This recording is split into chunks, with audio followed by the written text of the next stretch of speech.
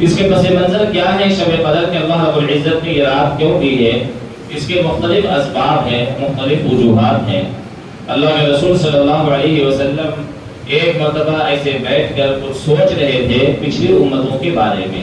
پچھلی جو امتیں گزری ہیں، نوح علیہ السلام کی قوم ہے، لوط علیہ السلام کی قوم ہے، صالح علیہ السلام کی قوم ہے، ہود علیہ السلام کی قوم ہے، بنی اسرائیل اور بھی امتیں گزری ہیں، تمام کی تمام امتوں کی عمریں بہت طویل ہوتی تھی، بڑی بڑی عمریں ہوتی تھی، 600 سال، 700 سال، 800 سال ایسی عمریں ہوا کرتی تھی۔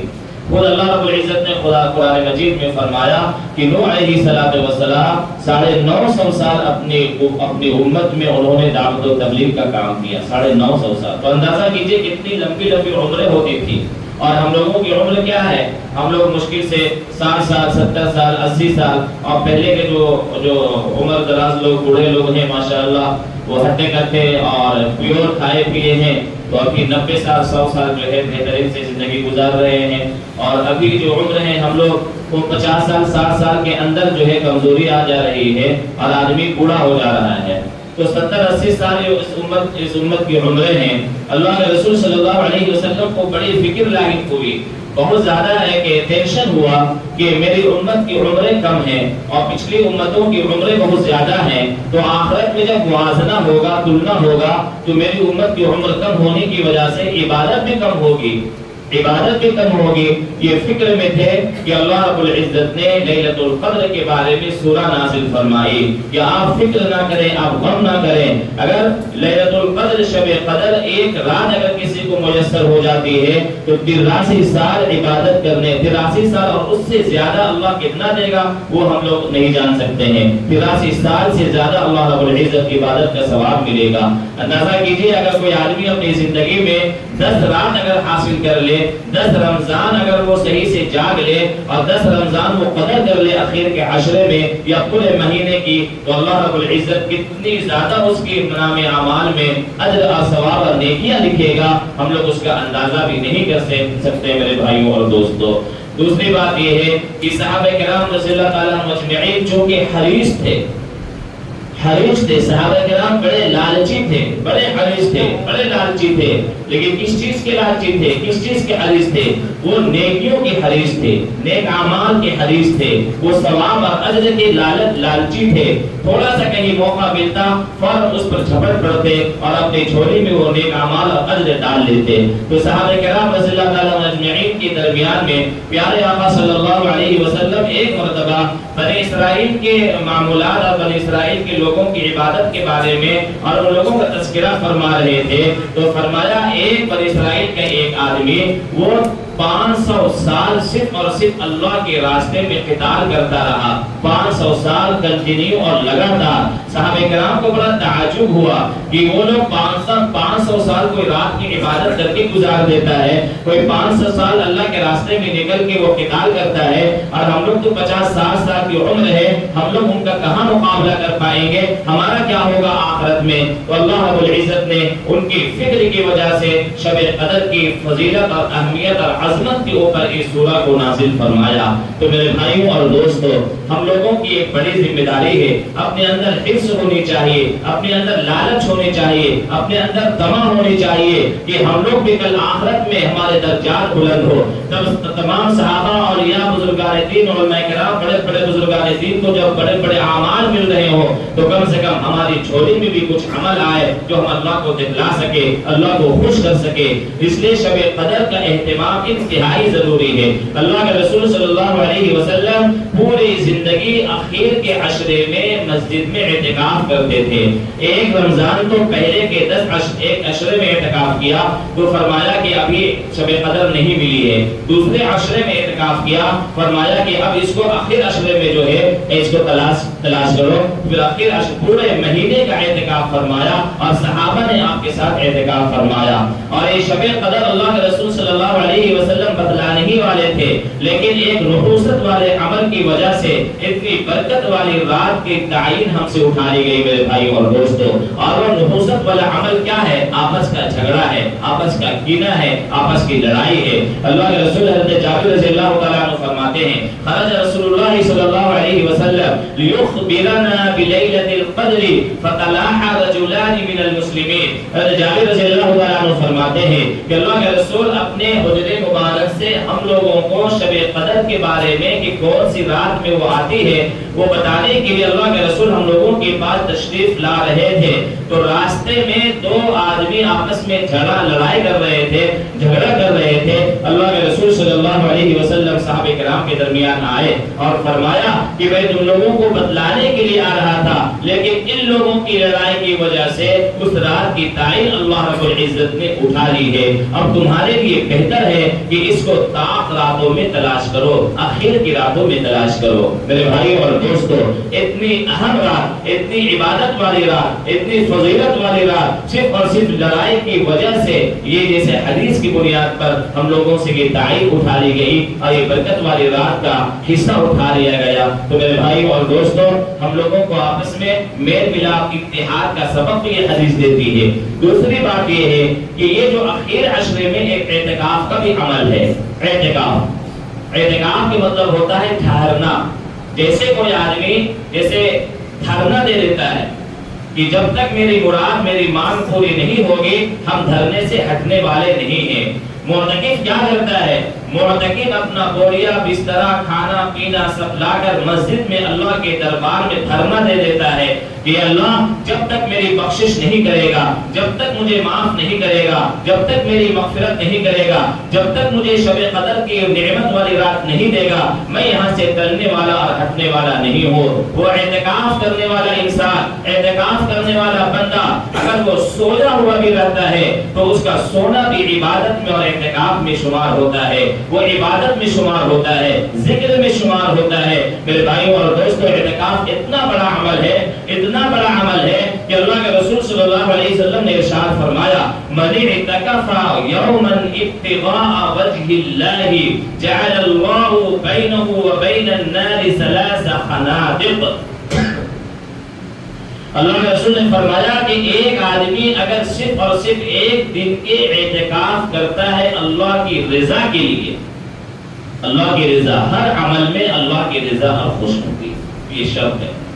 ہر عمل میں چاہے وہ چھوٹا عمل ہو بڑا عمل ہو، ہر عمل میں ایک مومن کا جو مقصد ہوتا ہے وہ اللہ کی خوشنودی اور رضا حاصل کرنا ہوتا ہے۔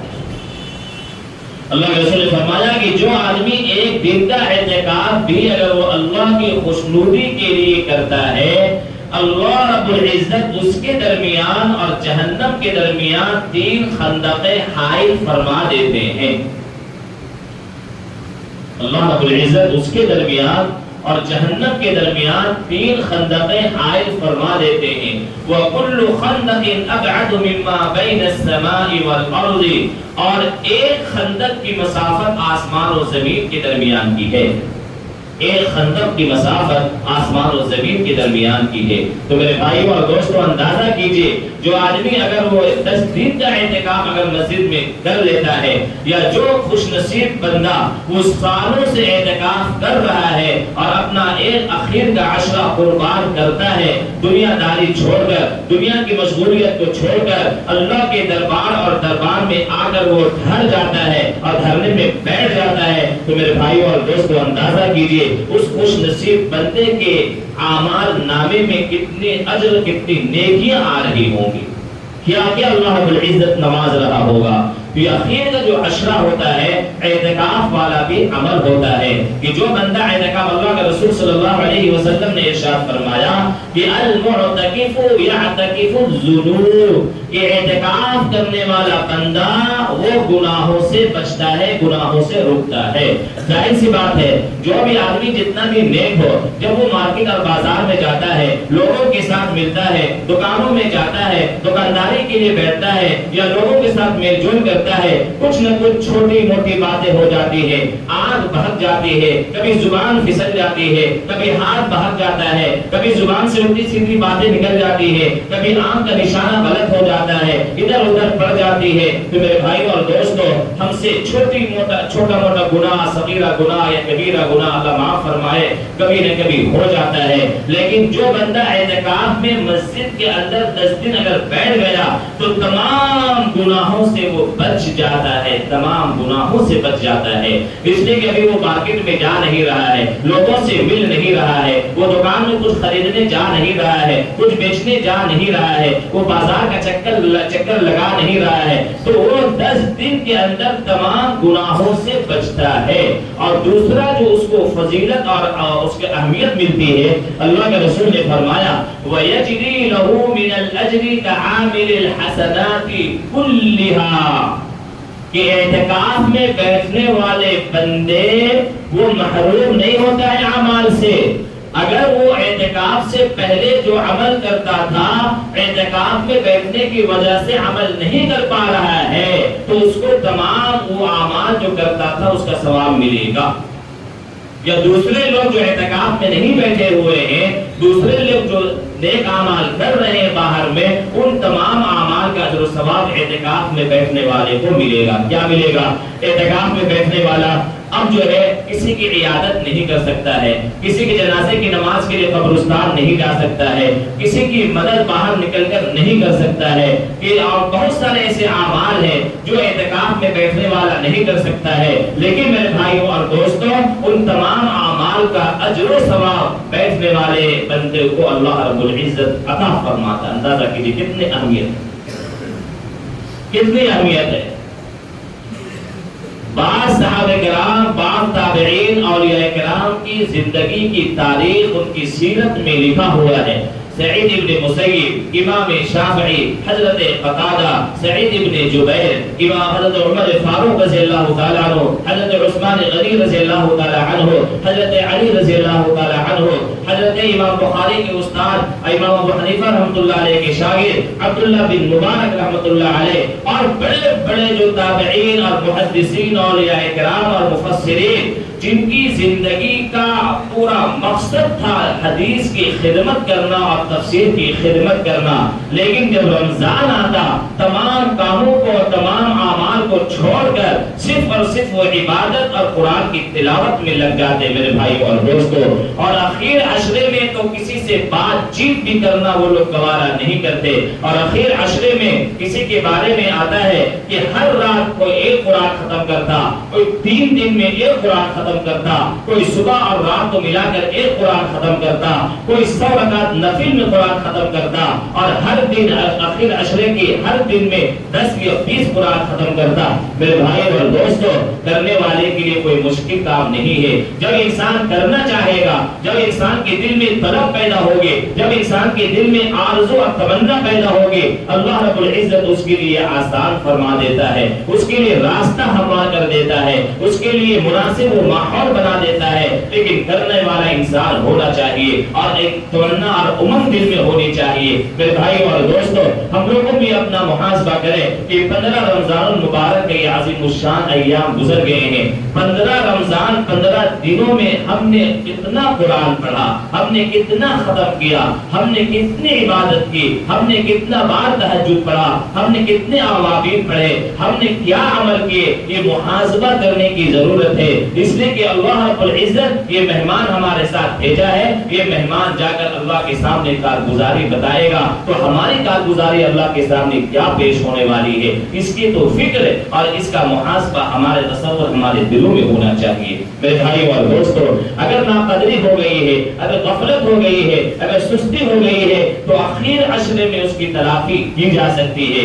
اعتکاف میرے بھائیوں اور دوستوں، اعتکاف ایک سنت مؤکدہ ہوتا ہے، ایک واجب ہوتا ہے، ایک نفل ہوتا ہے۔ واجب یہ ہے کہ کوئی آدمی اگر اپنے اوپر یہ نظر مان لے کہ میرا فلاں کام ہو جائے گا تو میں 1 دن کا، 2 دن کا، 3 دن کا، اتنا وقت کا میں مسجد میں اعتکاف کروں گا، تو اس کے لیے واجب ہو جاتا ہے۔ کام ہو جانے کے بعد اس آدمی کو اعتکاف کرنا پڑے گا، اس کو نظر کا اعتکاف کرتا کرتے ہیں. اور سنت مؤکدہ جو رمضان کے اخیر عشرے میں جو اعتکاف کیا جاتا ہے یہ سنت مؤکدہ ہے. اور بعض حضرات اس کو فرض کفایہ بھی کہتے ہیں، یعنی کہ مسجد میں کسی نہ کسی کو اعتکاف کرنا ضروری ہے، ورنہ نہیں کرے گا تو تمام محلے والوں کو اس کا گناہ پڑے گا. ایک ہوتا ہے سنت نفل اعتکاف کہ آپ جب بھی مسجد میں آئے تو آپ نفل اعتکاف کی نیت کر لیں. اعتکاف کی نیت کریں گے جب تک مسجد میں رہیں گے، آپ ایک وقت کی نماز میں رہیں یا 1 گھنٹہ رہیں یا آدھے گھنٹے رہیں یا 20 منٹ رہیں، آپ کو مسجد میں عبادت کا بھی ثواب ملے گا اور نفل اعتکاف کا بھی ثواب ملے گا. اس لیے بڑے بڑے اولیاء کرام اور علماء کرام کے بارے میں آتا ہے کہ وہ جب بھی مسجد میں داخل ہوتے، مسجد میں داخل ہونے کی دعا کے ساتھ میں نویت سنت الاعتکاف کہ میں ایک سنت اعتکاف کی نیت کرتا ہوں، یہ نیت بھی کرتے تھے. اس لیے میرے بھائیوں اور دوستوں یہ بڑے ہی سعادت، شرف، کرامت، عظمت، اہمیت کا عشرہ آ رہا ہے ہمارے سامنے، جہنم سے خلاصی کا عشرہ. اللہ رب العزت اب جو ہے 10 دن میں پہلے عشرے میں رحمت کا نزول فرمایا.